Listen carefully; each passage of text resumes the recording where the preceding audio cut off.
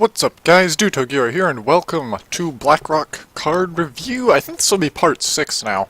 But regardless, we have just received 3 new spoiled cards from the Horrors of the Hidden Laboratory. So let's go over these cards, because they're pretty cool. First up we have the Volcanic Drake. It's a 6-mana 6/4 dragon, which costs 1 less for each minion that died this turn. This is actually a lot more broken than it looks, because being a 6-mana 6/4 isn't amazing. Because, you know, you kind of get into this spot where, you die to a lot of 4-drops, die to certain 3-drops like Blade Master. The Drake just really becomes vulnerable to being killed off by a lot of lower mana cost minions like the Shredder, for example. The thing is, this isn't really a 6-drop. It's, in my opinion, more of a 4-drop because of its text, which is it costs 1 less for each minion that died this turn. Now, it's pretty easy to just go ahead and trade 1 minion away and then play a Volcanic Drake. That's really not hard to do, and trading is part of Hearthstone anyway, so you can kind of take advantage of that with a Dragro-style deck, where you trade away something like a Fairy Dragon into your opponent's 2-drop, and suddenly this is a 4-mana 6/4. And so I think that's really going to be more of what this minion's stats are. It's closer to a 4-mana 6/4. And that makes it comparable in power level to a Hungry Dragon. Admittedly, the Hungry Dragon is better, in my opinion. But still, a 4-mana 6/4 is pretty friggin' good. It would be nice if it had just a little bit higher health so it could survive that Shredder, but I think at that point it might be considered busted. This thing already still trades with Sludge Belcher, still trades with Tazdingo, still trades with Blackwing Technician. There's plenty that it does. And, I think that Dragro is becoming more and more possible, because a lot of the smaller minions that benefit from dragons, well, they're smaller. You kind of get the whole benefit of holding dragons in your hand for things like Blackwing Technician and Blackwing Corruptor. You get benefits from those guys for holding slightly more expensive dragons in your hand, and so, given that the dragons are the more expensive ones, and the cards that get benefited by holding a dragon are cheaper, you get a lot of synergy coming out there. The Volcanic Drake beyond that has potential to be even more powerful in a deck like Hunter. So whereas Hungry Dragon was really good in Theft Priest, I feel like Volcanic Drake has a lot of potential in Hunter decks, because think about this. You do something like Unleash the Hounds. The entire idea of playing Unleash the Hounds is to go for 1 turn of just trading. And so you unleash, probably all 3 of your hounds die. That makes this at least a 3-mana 6/4, and I highly doubt that as a hunter you're going to unleash if you're not able to kill some of your opponent's minions. So this guy becomes like a 2-mana 6/4 or even a free 6/4 with an Unleash the Hounds, and that's just ridiculously good in a hunter. So, I mean, turn 5 you just like Knife Juggler Unleash, kill all of your opponent's minions. Maybe not even all, but still. You get the idea, and then just throw down a Volcanic Drake on top of it, because why not? That's super good. So, I feel like this thing has a really high value ceiling, and whereas, Dragonfire, the Mage class card, was bad because it was really overcosted for its effect, and kind of required a lot of trading. One, only Mage could use it, and Mage is not a super trade-heavy class. They like to use spells instead and just protect the few minions they put out. But the Drake's stats for a 6-drop are not terrible as is, because this 6/4 stats are the exact same thing we see on Piloted Sky Golem. Admittedly, Piloted Sky Golem really has 5-drop stats, which is redeemed by the fact that it has a ridiculous death rattle. But this thing is not even ever going to be played as a 5-drop. This is a 4-drop or under when you play it, which means that it has to be analyzed as such, and I think that as a 4-drop, or even a potential cheaper than 4-drop creature, this is pretty good. So I think Volcanic Drake certainly goes a long way to helping with Dragro decks too, because again, you want to trade something, great, swamp your opponent with this big old dragon. That's really cool. Next up, we have the Draconid Crusher. Sorry, that took me a little while, a little too long. It is a 6-mana 6/6 dragon. I want to point out just how ridiculous that is right now. That's really close to already being a Boulder Fist Ogre, but it's a dragon. And Boulder Fist Ogre is like that stat target for 6-drops. And honestly, I think I would sacrifice in this meta 1 health on a minion for the dragon subtype in a Dragro style deck. But that's not enough. It has to be more powerful than that. It has a battle cry of if your opponent has 15 health or less, gain +3/+3. So it becomes a 6-mana 9/9. That's an anima golem with no downside. And it's a dragon on top of that. Yeah, you gotta get your opponent down to 15 health, but... Ooh, think about this, Alistraza. This will be a little bit bad against paladins and the like, but if you're going to play a Dragro-style deck, basically, you could run like a singleton Alistraza to guarantee that they're under 15 health, or because you are an aggro deck, you could always just beat your opponent down. That does put this guy in big game hunter range, but given that a Dragro-style deck would probably still run some legendary dragons, and that this guy still has potential to just be a 6-mana 6/6, which is good on its own. I think he's a decent card. I don't think he's amazing. I mean, he trades with a lot of other 6-drops that are run right now.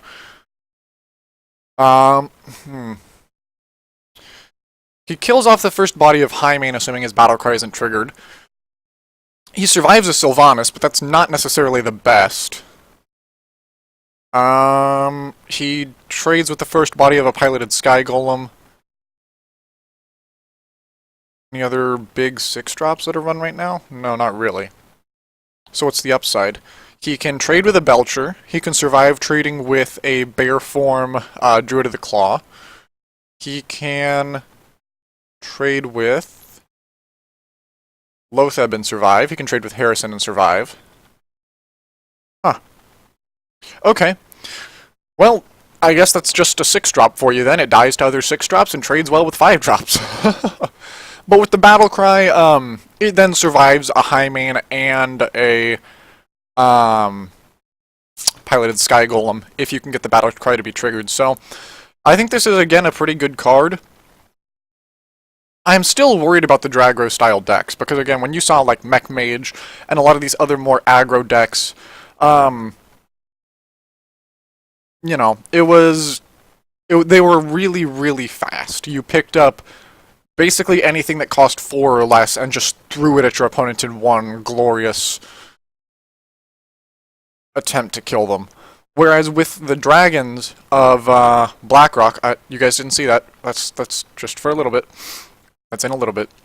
With the dragons that are being released in Blackrock, we're seeing more of a mid-range strategy come out where you get some pretty valuable minions. I mean, we've got a miniature fire elemental.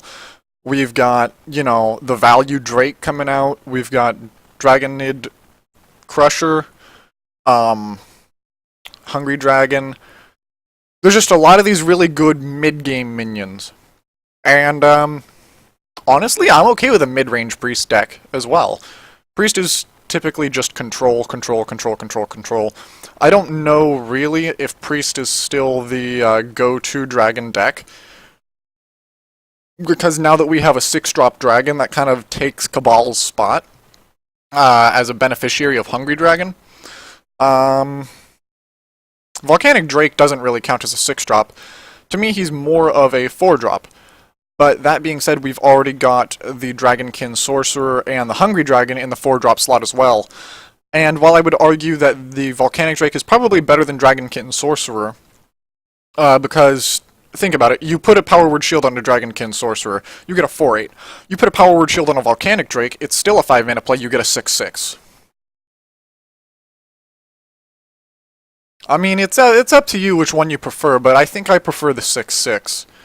Especially given that it's still a 6-4 without the Power Word Shield, whereas the Dragonkin Sorcerer suddenly just drops to a 3-5 without the Power Word Shield, which is considerably worse than a 4-8. So, yeah. I don't know. I'm starting to lose my bead on whether or not we're going to have Priest playing, I guess what's now not a Dragro deck, but a mid-range Dragons deck. I still might try to make it work for Priest, because again, I feel like maybe running running 2 Dragonid Crushers and a Singleton Cabal or something like that to synergize with the Hungry Dragon maybe could work. I'll have to experiment with it, but I like the cards so far. Last but not least, we finally have another legendary being released. He is Nefarian, a 9-mana 8/8 legendary dragon, which basically puts him in one of 2 modes that all of the other dragons have taken on, except for Deathwing, because Deathwing is special. But he falls into the same slot as Nozdormu, Alistraza, and Onyxia, being an 8/8. As opposed to Malygos and Ysera being 4/12s. But, his battle cry is to add 2 random spells to your hand from your opponent's class. Now this means, basically, if your opponent's a rogue, you get 2 random rogue spells. If your opponent is a priest, you get 2 random priest spells. Honestly, I don't think Nefarian's very good. Because if you play him against something like a rogue, congrats, you get maybe a prep and like a cold blood. Honestly, the best thing you could hope for is sabotage or assassinate, but there's a lot of rogue spells that are pretty bad.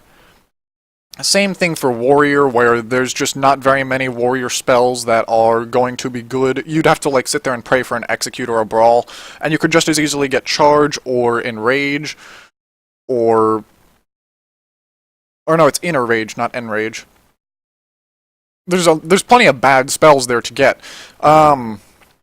Against Hunter, you could get a Bestial Wrath. Against Paladin, there's a whole host of completely dead secrets that you could get, along with things like Humility. I guess this guy would be really good against Priest, really good against Mage, and... oh, this is never going to happen, but this would be so amazing. Okay, so for those of you who don't know, I'm going to explain this little interaction here. Jaraxxus is a 3/15 legendary demon for Warlocks, and when you play him, you become Jaraxxus. The thing is, you still count as a demon while you are Jaraxxus. So, given that Warlocks have a class spell called Sacrificial Pact, which is 0 mana, destroy a demon, restore 5 life to your hero, if somebody drops Jaraxxus and you play Nefarian into the Jaraxxus, you could get Sacrificial Pact from a Warlock and just kill your opponent. That would be pretty cool. So I guess Nefarian's got some potential against Warlocks because he completely shuts Jaraxxus out as a great option. But yeah, there's a lot of classes where playing Nefarian is not likely to get you super useful spells. So again, against Priest and Mage, he'll probably be pretty good. But there's just too many bad spells. Just too many. So I don't think Nefarian is playable. Which is kind of unfortunate, given that he was the face of the earlier Blackwing layer. It always sucks when Hearthstone has these like legendary dragons that I know are just epic bosses in World of Warcraft, and they're duds. Like, that's a dud. Oh well. Oh well. What that does tell me, though, is that Nefarian is probably going to be a boss that we have to face. That probably is obvious to anyone who plays World of Warcraft, but given that I don't, that's new information to me, so... yeah. I think that's also all of the neutral cards now completely spoiled. because I know we have 2 class cards a pop for Blackrock, and given that there are 9 classes, that means there are 18 class cards that are going to be released. There's also a total of 31 cards that will be released in Blackrock. And 31 minus 18... Wow, why can I not do math right now? That should be 13. So there's 13 neutral cards, 5 of which are legendaries. So 8 regular cards, 1, 2... No, that math can't be right. There has to be more than 31 cards being released. Right? I don't know, go check out Crip's video if you want the stats on it, but I'm pretty sure this is all of the neutral cards now spoiled that are non-legendaries. So, yeah. Man, Nefarian, why did you have to be a dead drop? But